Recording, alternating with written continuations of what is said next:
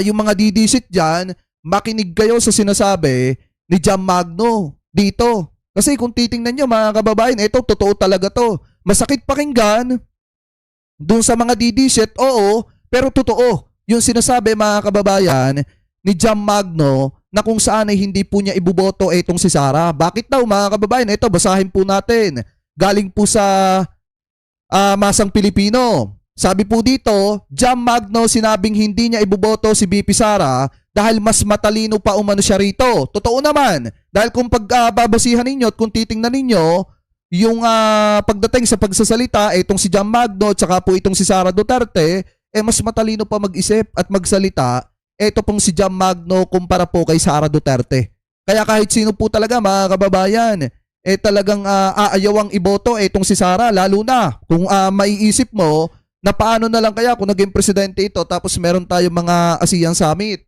Meron tayong mga summit na kinakailangang umattend. Etong si Sara Duterte hingiin yung kanyang opinion patungkol po sa agawa ng teritoryo ng Pilipinas at saka po ng China. Anong sasabihin ni Sara Duterte? Hindi naman pwede na itok-itok lang yung isasagot niya dun sa mga bilateral summit. Di po ba mga kababayan? Kaya nga kung gusto nyo ng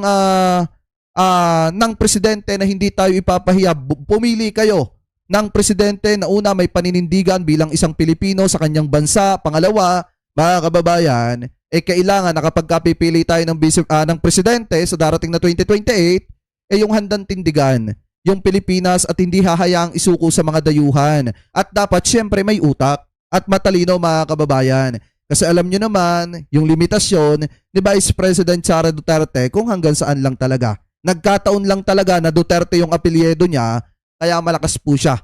Publicly, nagkataon lang talaga na naging presidente yung tatay niya, kaya siya kilala ng mga kababayang Pilipino po natin. So ngayon, basahin po natin ito nilalaman pa. Sabi pa dito, walang balak suportahan ni Jam Magno si Vice President Sara Duterte sa pagtakbo nito sa pagkapangulo sa 2028.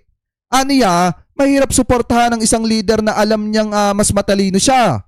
Paano ko susuportahan ng isang presidente na alam kong mas matalino ako? Tanong ni Magno.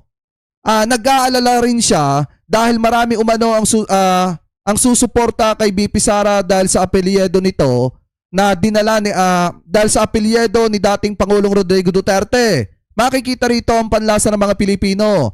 Nais natin ng Rodrigo Duterte pero tatanggapin lang ang Sara dahil sa apelyido. Nakakalungkot, dagdag niya. Naniniwala rin si Magno na hindi maituturing na matalino ang vice-presidente dahil umano kung bakit umabot sa ICC ang kaso ng dating Pangulo mga kababayan. So ngayon, kung mapapansin po ninyo mga kababayan, wag na tayo magpaka-ipokrito.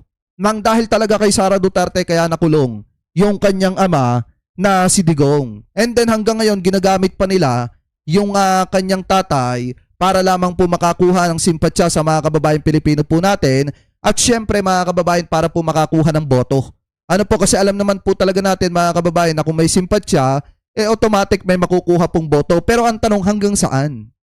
Diba lalo na ang mga kababayan Pilipino po natin unti-unti na nag-iisip na bakit ginagawa ni Sara Duterte yung sa sarili po niyang ama. Diba na kung saan hinahayaan lang niya na naando doon sa bilangguan habang ginagamit ng patuloy yung pangalan ng kanyang ama at kinukuha yung simpatsya sa mga kababayang Pilipino po natin. Alam niyo po ba ang katotohanan dyan?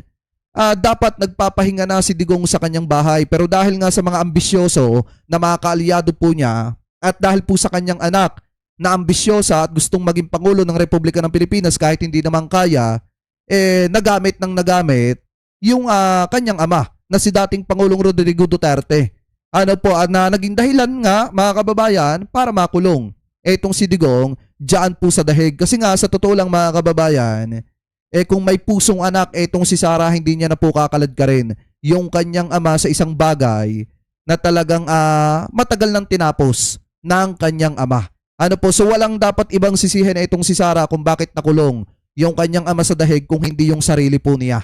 Ano po, dahil masyado siyang naging gahaman sa kapangyarihan. Ano po mga kababayan? So kayo, kung kayo po ang tatanungin, ano po ang masasabi ninyo? Hingil po dito mga kababayan sa binitawang salita ni Jam Magno at hingil po sa mga pinaggagawa nito pong si Sara Duterte. So comment below na lamang po kung ano pong opinion at komento po ninyo.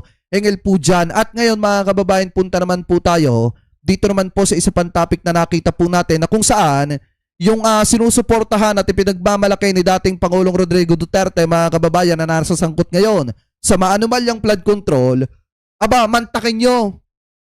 Kahit napuna na, kahit nakita na ng gobyerno na allegedly ay may anomalya, mga kababayan, patungkol po sa mga proyektong hinawakan ng kumpanya nito pong si Jonathan So, abay dire-diretso pa rin.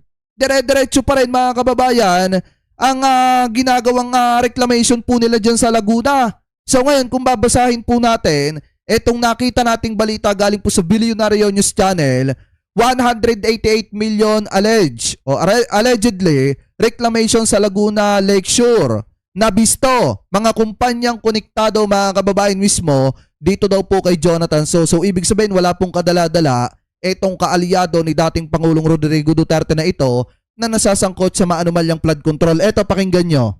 Tila tuloy-tuloy pa rin ang konstruksyon ng isang pinahintong proyekto sa C6 portion ng Laguna de Bay sa Taguig City. Una na itong nasita bilang reclamation site na disguised as a flood control project. At ang mga kontraktor na tuklasan ng Billionaire News Channel na kasama sa mga iniimbestigahan ngayon dahil sa flood control scandal. Kabilang si Siomai King. Alam naman natin, mga kababayan, na ito pong si Jonathan So ay nagtitinda lamang po ng siomai, pero dahil nga napadikit kina Bongo at doon sa mga kaalyado ni dating Pangulong Rodrigo Duterte at nakakuha ng proyekto sa gobyerno, biglang naging bilyonaryo. Pero inyo yung puhunan lamang niya sa pagtitinda ng siomai ay hindi po lumalampas ng 40,000. Pero yung nung inilipat na po niya yung negosyo ng siomai at pinalitan niya ng pagiging kontraktor, mga kababayan, naging bilyonaryo na. Etong si Jonathan So, nakaalyado ni dating Pangulong Rodrigo Duterte at na itong si Bongo. Anyway, tuloy pa natin. Founder Jonathan So. Narito ang exclusive agenda report ni Joash Malimban. Ito ang itsura ng proyektong Improvement of Laguna Lakeshore Area sa Barangay Lower Bicutan sa